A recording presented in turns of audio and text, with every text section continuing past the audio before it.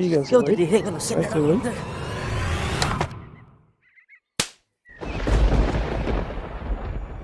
কানা নাকি চোখে দেখিস না? আব্বু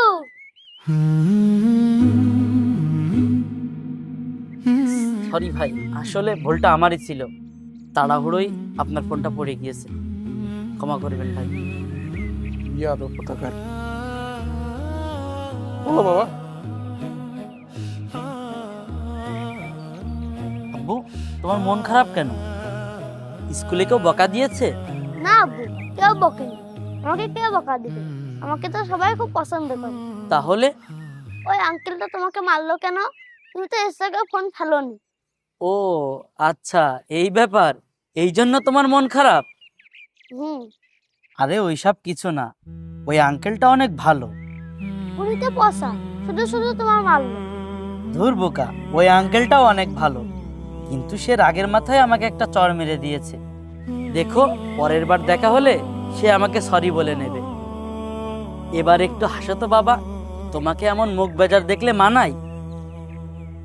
আচ্ছা বলো তো আব্বু, ওই আঙ্কেলের ঘটনা থেকে কি শিখলে বলতে পারবে? হ্যাঁ পারবো।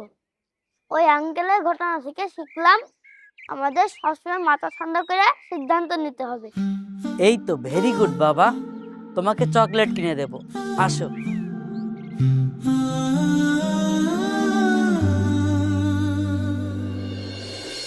দেখুন শান সাহেব, আপনার ছেলের ব্যাপারে প্রতিদিন আমার কাছে কমপ্লেন আসে। ও প্রায় হোমওয়ার্ক করে আনে না, টিচারের জন্য বকাঝকা করে। তাছাড়া ও অনুমতি ছাড়াই বাইরে চলে যায়, এমনকি ও সহপাঠীদেরকে মারধর করে। তাছাড়া কি বলবো, টিচারদের মুখে মুখে তর্ক করে। এমন হলে তো আমি ওকে স্কুলে রাখতে পারবো না। আপনার ছেলের কারণে আমি অন্য বাচ্চাদের ক্ষতি তো করতে পারবো না। তাছাড়া অভিভাবকরাও এটা চায় না। স্কুলে আরও অন্য বাচ্চারা তো আছে। আপনার ছেলে খুবই দুষ্টু এবং জেদি। আজকের কথা কি বলবো, আজকেও আপনকে মেরেছে। আপন খুবই নম্রভদ্র একটা ছেলে। আমরা আপনার ছেলেকে অনেকবার বোঝানোর পরও সে আপনকে সরি বলেনি, উল্টো রাগ দেখাচ্ছে। আমার মাথায় এটা ঘুরপাক খাচ্ছে যে ওকে পারিবারিকভাবে কোনো আচরণই শেখানো হয়নি। আমরা সিদ্ধান্ত নিয়েছি, আপনার ছেলে যদি আপনার কাছে সরি না বলে আর এমন আচরণ যদি আবার করতে থাকে, তাহলে আমরা তাকে স্কুলে আর রাখতে পারবো না। এটাই আমাদের চূড়ান্ত সিদ্ধান্ত ভাই। স্যার স্যার দয়া করে এমনটা করবেন না। আমি আমার ছেলেকে বুঝিয়ে বলবো আপনকে সরি বলতে। আমি নিজেও আপনকে সরি বলবো। আপনি একটু ওকে ডাকার ব্যবস্থা করেন স্যার, প্লিজ স্যার। আচ্ছা ঠিক আছে, আমি আপনকে ডাকার ব্যবস্থা করছি।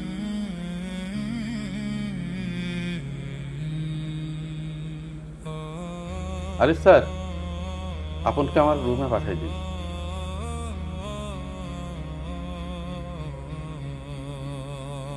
আসসালামু আলাইকুম স্যার, ভিতরে আসবো? ওয়ালাইকুম আসসালাম। হ্যাঁ আসো আপন, ভিতরে আসো। এ হচ্ছে আপন। আপনি জানলে অবাক হবেন যে আপনার ছেলে আপনকে মারার পরও আপন তাকে একটুও গায়ে হাত দেয়নি, বরং সে তাকে বুঝিয়েছে সে ভুল করেছে, কিন্তু সে বুঝতে চায়নি। শুনো আপন, আপনার অনেক ছোট মানুষ, ও না বুঝেই তোমাকে মেরেছে। তুমি কিছু মনে করো না, কেমন বাবা? না না ভালো আঙ্কেল, আমি কিছু মনে করিনি। আব্বু বলেছেন আমরা যখন ছোটখাটো বিষয় নিয়ে রেগে যাই তখন বড় ক্ষতি হয়ে যায়। তাই আমাদের উচিত সবসময় মাথা ঠান্ডা করে সিদ্ধান্ত নেওয়া। ভালো আঙ্কেল, তুমি কি আমাকে চিনো? হ্যাঁ আমি আপনাকে চিনি। আপনি না সেই আঙ্কেল যে অল্পতে রেগে যায়? আপনি তো আমার আব্বুকে চড় মেরেছিলেন। আব্বু বলেছেন আপনিও ভালো আঙ্কেল, কিন্তু অল্পতে রেগে যান। আব্বু এও বলেছে আপনার রাগ কমে গেলে আব্বুকে সরি বলে দেবেন। দেখেছেন শোন সাহেব, আপনের কথা শুনে বোঝা যাচ্ছে যে ওর পারিবারিক শিক্ষা কত উন্নত এবং কত ভালো। ছেলেটা খুব খারাপ হয়ে গেছে। আসসালামু আলাইকুম। ওয়ালাইকুম আসসালাম। জি ভালো। ভাই সেদিনের ঘটনার জন্য আমি খুবই দুঃখিত। দেখুন ভাই সাহেব, সেদিন চাইলে আমিও ঝামেলা করতে পারতাম, আপনার গায়ে হাত তুলতে পারতাম, কিন্তু যখন দেখলাম দূরে আপন দাঁড়িয়ে আছে তখন নিজেকে সামলে নিলাম। আমি যদি তখন আপনার সাথে ঝামেলা করতাম, তখন ওইটা আমার ছেলে দেখে ওই ব্যবহারটাই সে শিখত। কারণ আমরা বাবা মা সন্তানের সামনে যেমন আচরণ করি তা দেখে সন্তান তাই শেখে। তাই আমাদের উচিত সন্তানদের সামনে খারাপ আচরণ, মারামারি, গালিগালাজ না করা। এটাতে সন্তানদের উপরে খুবই বাজে প্রভাব পড়ে।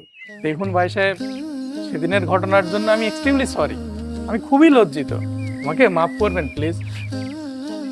আরে না না, আপনাকে মাপ চাইতে হবে না। আপনি আপনার ভুল বুঝতে পেরেছেন, এটাই অনেক কিছু। ভালো থাকবেন। তুমিও ভালো থাকবেন। আব্বু তুমি তো ঠিকই বলেছিলে, আসলে আঙ্কেলটা অনেক ভালো, আমাকে সরি বললো। আচ্ছা চলো আমরা বাড়ি যাই।